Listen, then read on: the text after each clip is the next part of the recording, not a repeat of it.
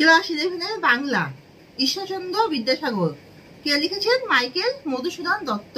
তোমরা সবাই like and subscribe দাও আর পুরো ভিডিওটা মনোযোগ সহকারে দেখো। আমি প্রচুর ইম্পর্টেন্ট কোশ্চেন আনসার নিয়ে এসেছি বেঙ্গলি। তোমরা সবাই মন দিয়ে শোনো আর লেখো, আর সবাই কিন্তু মনে করে লাইক এন্ড সাবস্ক্রাইব দাও, তাতে আমার ইন্টারেস্টটা অনেক বেশি বাড়বে। তাই তোমরা লাইক এন্ড সাবস্ক্রাইবটা দিয়ে দাও। এবার তোমরা মন দিয়ে শোনো আর লেখো। ঈশ্বরচন্দ্রের কবিতাটি কোন কাব্যগ্রন্থ থেকে নেওয়া হয়েছে? চতুর্দশপদী কবিতাবলী কাব্যগ্রন্থ থেকে নেওয়া হয়েছে। ঈশ্বরচন্দ্র বিদ্যাসাগর কোন প্রকৃতির কবিতা? সিনেটমূলক কবিতা। সিনেট বলতে কি বোঝায়? সাধারণত 14 পংক্তির কবিতাকে সিনেট বলে। বিদ্যাসাগর তুমি বিখ্যাত ভারতে, কাকে উদ্দেশ্য করে বলা হয়েছে? ঈশ্বরচন্দ্র বিদ্যাসাগরকে উদ্দেশ্য করে বলা হয়েছে। বন্ধুর করুণার সিন্ধু তুমি, তুমি কে? ঈশ্বরচন্দ্র বিদ্যাসাগর। করুণার সিন্ধু কথার অর্থ কি? দয়ার সাগর। দিনের বন্ধু কাকে বলা হয়েছে? বিদ্যাসাগরকে। ঈশ্বরচন্দ্রকে দিনের বন্ধু বলা হয়েছে কেন? দরিদ্র অসহায় মানুষদের পাশে তিনি থেকেছেন, তাই তাকে দিনের বন্ধু বলা হয়েছে। গিরিশ কথার অর্থ কি? পর্বত শ্রেষ্ঠ। হেমাদ্রি কথার অর্থ কি? সোনার পর্বত। দানে শব্দের গদ্যরূপ হলো দান করে।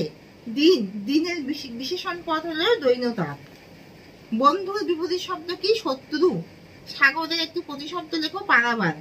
কাকে হিমালয় পর্বতের সাথে তুলনা করা হয়েছে? ঈশ্বরচন্দ্র বিদ্যাসাগরকে। আদর শব্দটির পদ পরিবর্তন করো, আদৃত। যোগায় শব্দটি গদ্যরূপ হলো যোগান দেয়। পরিমল শব্দের অর্থ সুগন্ধ। বিমলা কিঙ্করী কাকে বলা হয়েছে? নদীকে। সুখ সদনের কথার অর্থ কি? সুখ সদনে মানে সুখময় গৃহ। কুলের সম উচ্চারিত শব্দ হলো তীরভূমি। সিন্ধু শব্দের অর্থ কি? সাগর। করুণার বিপরীত শব্দ কি? নিষ্ঠুরতা। করুণার বিপরীত নিষ্ঠুরতা। মহাপর্বতের সমাস নির্ণয় করো, কর্মধারায় সমাস। 10 দিশের অর্থ 10 দিক। দিন মানে দরিদ্র। সিন্ধু শব্দের অর্থ সমুদ্র। হেমাদ্রি শব্দের অর্থ সুবর্ণকান্তি পর্বত। হেমকান্তি শব্দের অর্থ স্বর্ণপ্রভা। অমেলান শব্দের অর্থ অমলিত। গিরিশ শব্দের অর্থ মহাদেব। সদনে মানে নিকটে। বাড়ি শব্দের অর্থ জল।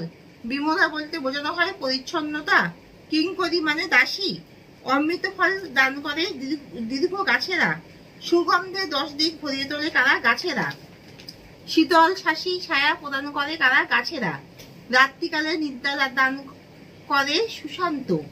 এই কবিতায় বন্দনা করা হয়েছে কাকে? এই কবিতায় বন্দনা করা হয়েছে ঈশ্বরচন্দ্র বিদ্যাসাগরকে। দীর্ঘশীল তরুদল গ্রহণ করে দাসের রূপ। এখানে শেষ করছি। তোমরা সবাই লাইক এন্ড সাবস্ক্রাইব দাও।